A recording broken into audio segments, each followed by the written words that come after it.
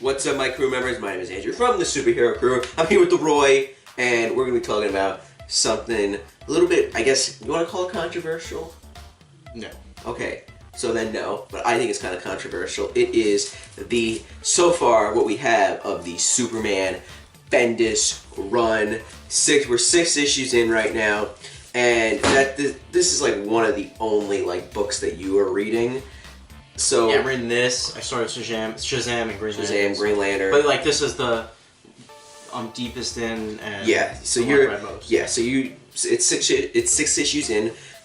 It comes out in the 3rd week of January, so that's around like 2 weeks from when this video is going up. So yeah, what are your opinions on it? Like the series as a whole, not like we're not gonna go by single issues because we're gonna talk about that later. But as a whole, what do you think about the series? It's kind of meh. I think there's a lot of potential for it to be good, and I think like obviously in recent issues, like there have been scenes where you're like, oh, this is really getting good. Rogol Zaar is kind of like a whatever villain. Like you don't really care about him. You know what I mean? And also there's like some characters are a little quirky and weird, which I don't think maybe that comes from Bendis writing so much Marvel stuff. He doesn't really, maybe I'm sure he does, but like it didn't feel, like the cold, dark DC universe, you know what I mean? Well, I mean, the thing is though, like it should be lighthearted, like how like Superman. It's like Batman needs to be dark, which it is. Tom King is doing more of a dark take on Batman now. You don't think any of the dialogue's weird? We'll get into that later, but overall opinions right now. Like again, it's like very okay. Like it has like for Bendis, like you'd expect a lot better. Yeah, that's my thing, where it's like, it's a Bendis, you should expect it to be like pretty good, because he's written some pretty good things for Marvel. Bendis is a hack, by the way. He really is, though. Bendis is a hack. Why? Because the only good things that he's written are like Ultimate Spider-Man and Miles Morales, which is also in that vein. Alias, which is the Jessica Jones thing. I think maybe some of his Avengers stuff is good. Maybe the Iron Man stuff. I don't know. I haven't read that stuff. But from what I've kind of read, Ultimate Spider-Man and Alias, Jessica Jones is really good. That's Bendis. That's like the only good things he's written. Mm-hmm. So, going into this, you should expect it to be great. And they made a big deal about it, because like a lot of the ads coming over. Yeah, because a lot of the ads they had were double-page splash. It's Superman, he's like this, and it says Bendis is coming. It's like, oh, it's going to be a big deal. Then you had the miniseries, the Man of Steel miniseries, which is the prologue to this, and also he's writing Action Comics, which we're not reading, which that's like the other Superman. So he's writing 2 Superman books, which is kind of weird because he's also writing Action Comics. So, whatever. But personally, me, overall opinions on the book as a whole so far, meh about it. It's very okay. But let's talk about this. First issue is not good. 2, 3, 4, and 5 are pretty solid. Very good. Then issue 6 is bad. Yeah. So I'm gonna kind of spoil what's going on in the Superman run, this run. But basically, it's like the Earth is missing. It goes into the Earth is missing. It goes into the Phantom Zone. It's like a jail. Yeah, and Superman's like, what's going on? And then it goes out of the Phantom Zone, but Superman is still in the Phantom Zone fighting Rogol Zaar. Zod comes in. He's like, yo, put me into the Phantom Zone, and then the Atom's like, okay, and then he shoots him with the Phantom Zone projector, sends him to the Phantom Zone. Zod, Rogol Zaar, and Superman fight in the Phantom Zone, and Superman gets taken out of the Phantom Zone because the Atom actually is able to pull him out, and Rogol Zaar beats the crap out of Zod, and then what else? And then John comes back. Superman's son comes back from he went in Man of Steel. He went with Jor-El and Lois into space, and now he's back. So that's what happened in this. Like I said, first issue is not that good.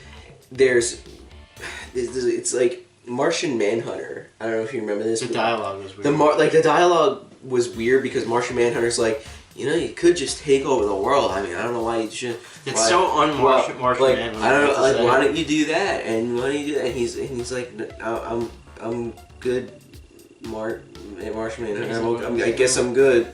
And then he leaves. Like, it's weird and. Like, I don't know, like, is that supposed to be, like, a future Justice League story? Yeah, but, like, I doubt it. Something? Is Martian Manhunter really Martian Manhunter? Like, that's not something Martian Manhunter would say. Yeah. We have another story arc coming, you know what I mean? But, like, it was just weird. It is very weird. Second issue, it's like the second and third and fourth and fifth issues are good because it's basically like Superman in the Phantom Zone. He's going around. And he's fighting a bunch of people, and that's like the funny thing is that these 4 issues are just him in the Phantom Zone fighting Rogozar and Rogozar's minions. Mm-hmm. That's literally all that happens in here.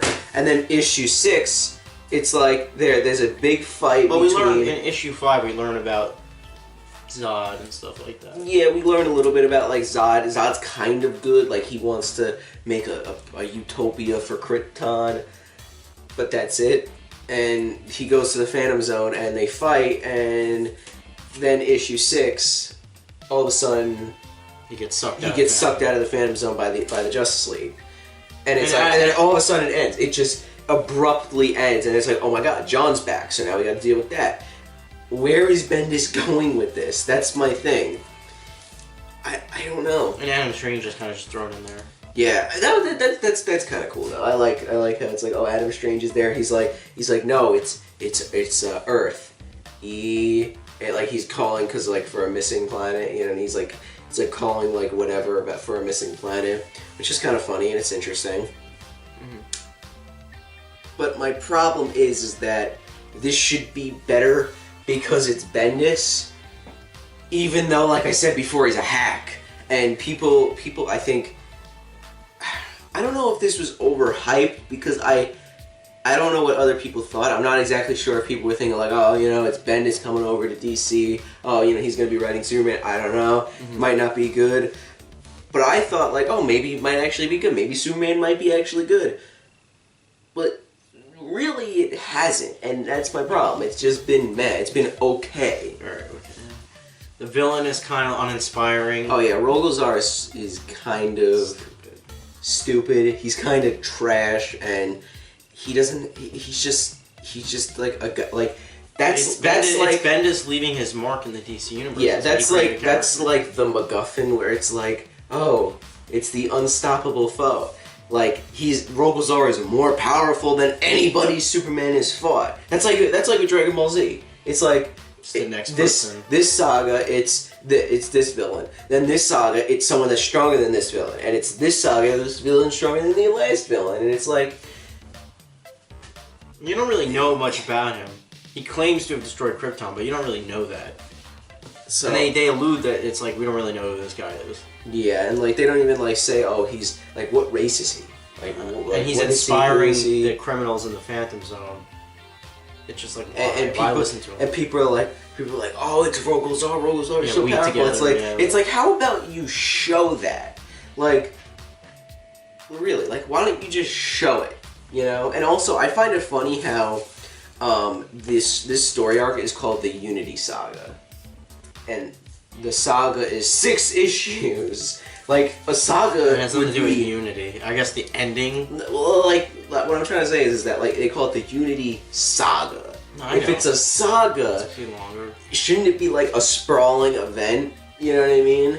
Like, then just call it Unity Part 1, or is the Unity Saga over? Or is issue 7 Part 7 of the Unity Saga? Like, what's going on with that? I think it continues because I think it does leave a cliffhanger. Because Zod's kind of messed up.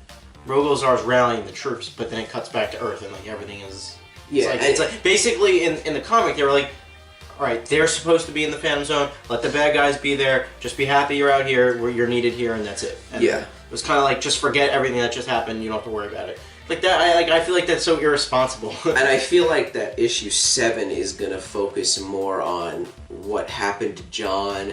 Like I feel like issue 7, we're gonna get a flashback of what John was doing this entire time. I don't even think there's gonna be. They might even mention Rogozar's name in the next issue. So, who knows? But like,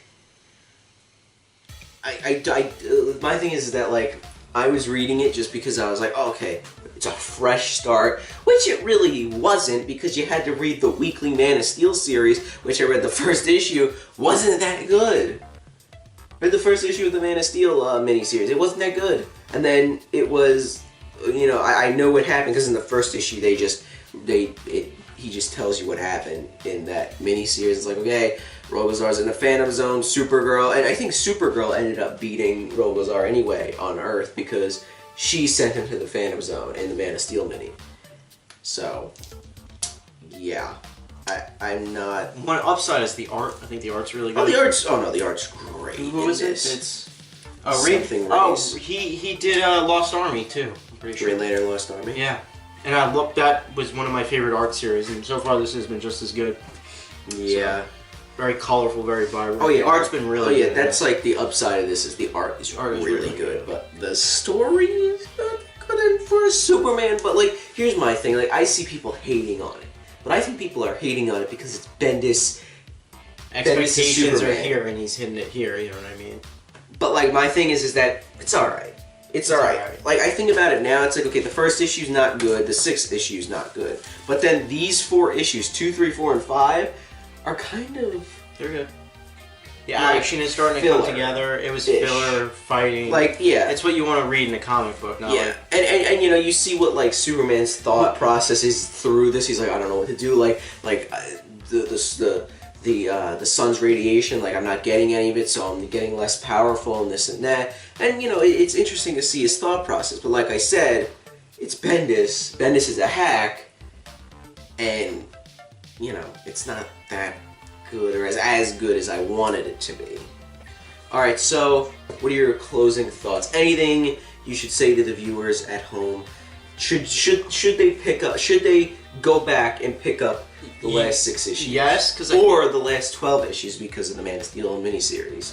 Well, I don't think you need to do the miniseries. Oh yeah, I read the first issue. You don't even have to read it. It literally gives you a summary in the first issue. Now, even though we basically spoiled this whole arc. You can read it for yourself, Tom. If you want to read it for yourself, do you think they should go out of their way to go pick up the first 6 issues? My opinion is it is Bendis. I think you have to give him credit, even if you think he's a hack.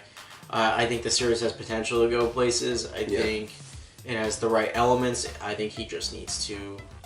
I think it's too early to like cut him off and kind of like.